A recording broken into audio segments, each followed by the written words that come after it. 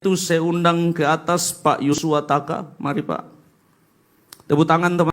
Saudara pasti tahu hari Senin kemarin, tanggal berapa itu Pak ya? 24 Oktober kemarin kapal cepat Cantika menuju Alor tenggelam. Dan beliau adalah seseorang yang selamat dari peristiwa itu.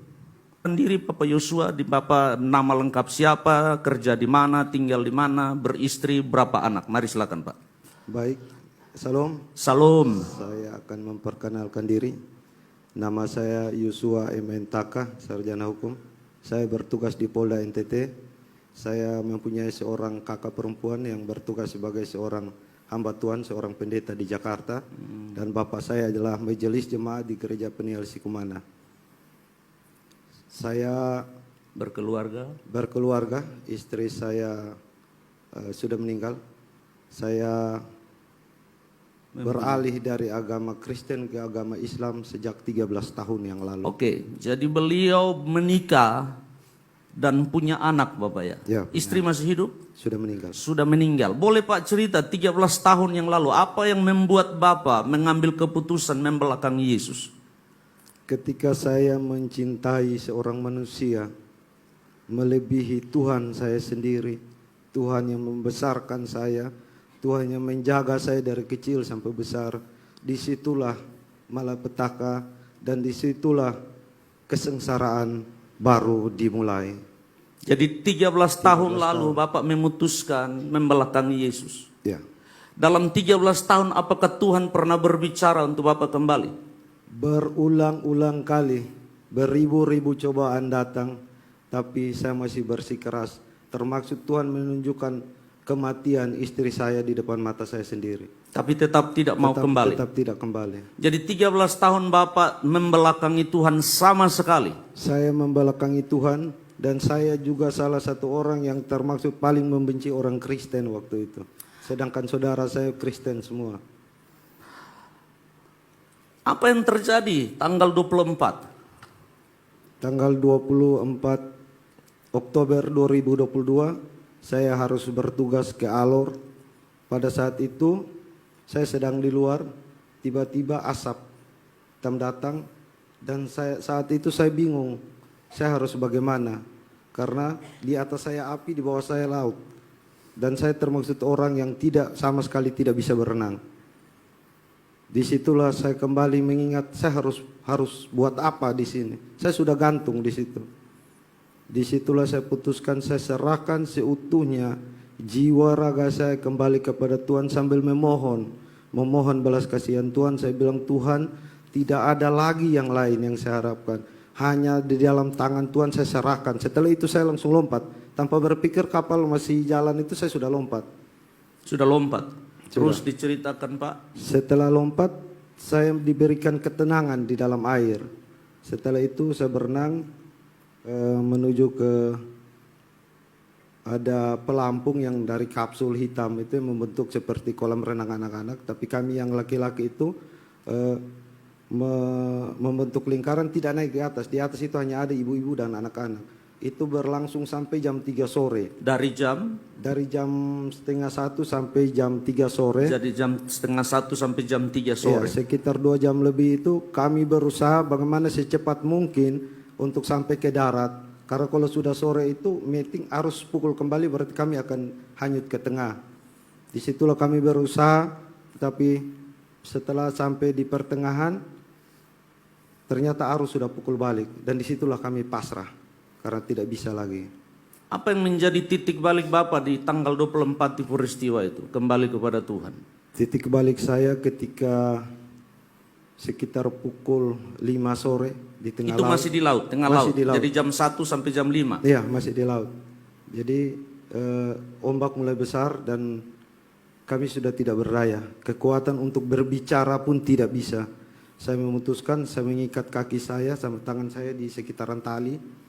Saya berpikir kalaupun saya mati, keluarga saya pasti cepat temukan jasad saya. Di situ saya cuma berdoa, saya cuma angkat hati, saya mau kemana sekarang? Saya mau kemana? Mau kepada siapa saya berseru? Sebenarnya saya malu berseru kepada Tuhan. 13 tahun lu hianati saya, sekarang lu mau apa? Kan begitu. Saya bilang, Tuhan, tapi saya setidaknya Jadi Sebelum saya mati, potong. Jadi Bapak berdoa kepada Tuhan Yesus. Tuhan Yesus. Tuhan Jadi- Yesus ya. Iya. Baik. Jadi saya pada saat saya sudah lemas tidak bisa bergerak, saya berpikir masih ada harapan. Tapi ketika pandangan saya mulai gelap, mulai tertutup, saya dalam hati saya ini ajal. Saya cuma angkat doa, saya bilang, Tuhan Yesus, ini kalau Engkau takdirkan saya di sini harus menjemput ajal di sini, saya terima Tuhan, saya menghargai otoritas Tuhan. Saya hanya minta kalau boleh, saya tetap hanyut dengan pelampung ini, biar jasad saya bisa ditemukan orang tua saya. Di situ saya sudah dapat ketenangan ketika saya berdoa. Terlintas wajah anak-anak saya di depan saya. Berapa anak Bapak? Dua. Dua anak. Umur berapa? Umur berapa? Umur 13 tahun sama umur 11 tahun. Di situ saya berdoa, saya coba merayu Tuhan. Saya bilang, Tuhan, kalau boleh, anak saya ini masih kecil, istri saya sudah meninggal. Kalau boleh Tuhan, saya diberikan satu kali kesempatan hidup. Saya akan kembali ke gereja dan saya siap bersaksi untuk Tuhan. Beri kemuliaan bagi Tuhan. Setelah itu mata saya tetap kabur. Saya pikir, tapi dalam hati saya ikhlas bahwa tetap ini otoritas Tuhan, keputusan Tuhan yang tidak bisa saya bantah. Saya harus terima. Tuhan tetap Tuhan, manusia tetap manusia. Dalam keadaan pasrah seutuhnya di situ, tiba-tiba ada burung putih di atas kepala saya. Jadi saya berpikir ternyata saya sudah meninggal, tapi saya tidak sadar. Saya berdoa lagi, saya bilang, Tuhan Yesus, saya siap. Kalau ini keputusan Tuhan, saya sebagai manusianya bisa menjalani. Saya siap dan saya siap melihat kehidupan setelah kematian Tuhan. Sekarang juga saya siap. Setelah saya berdoa begitu, sekitar 5 menit, tapi burung ini saya masih lihat samar-samar. Jadi saya sudahlah, kalau memang ternyata saya masih hidup, saya masih bisa menikmati satu keindahan Tuhan sebelum saya ini. Nah, pada saat burung itu dia muncul di hadapan saya, itu telinga sudah tidak bisa dengar. Makanya saya berpikir saya sudah mati. Sekitar 15 menit datang kapal, terus saya tiba-tiba bisa mendengar kembali. Mata saya kembali pulih, saya lihat kapal. Terus saya bilang, Tuhan, kapal sudah datang, tapi saya tidak bisa bergerak. Jadi Bahkan tubuh bibir- mati, tubuh tubuh sudah kram. dalam keadaan mati total. Saya cuma berbicara, berdoa tuh dengan Tuhan Yesus pakai batin. Mulut tidak bisa berbicara, bahkan mengucapkan Tuhan Yesus pun tidak bisa. Jadi saya melihat kapal, yang saya cari duluan itu burung. Yang saya cari itu burung. Ini burung. Oh, ternyata masih ada. Saya pikir saya punya halusinasi. Jadi saya bilang, Tuhan Yesus, kasih saya sedikit kekuatan supaya saya bisa berpindah dari tempat ini ke Speed Basarnas. Setelah itu saya percaya bahwa doa saya dijawab karena saya sudah bisa melihat. Saya goyang kaki saya pelan-pelan. Oh, ternyata bisa kiri kanan, bisa. Saya mulai percaya untuk buka kembali ikatan tangan yang sudah saya ikat di pelampung itu. Nah, disitulah kami bergeser. Ketika kami bergeser ke Speed Basarnas itu, ban pelampung yang menampung 25 orang yang dari Skocie itu kami selama 6 jam itu, ibu-ibu dan anak-anak kami muat di atas dengan kapasitas 60 orang. Wow. Tidak robek. Ketika kosong kami berpindah, saya balik lihat dia terrobek bagi dua dan terbelah dan tenggelam ke dalam laut.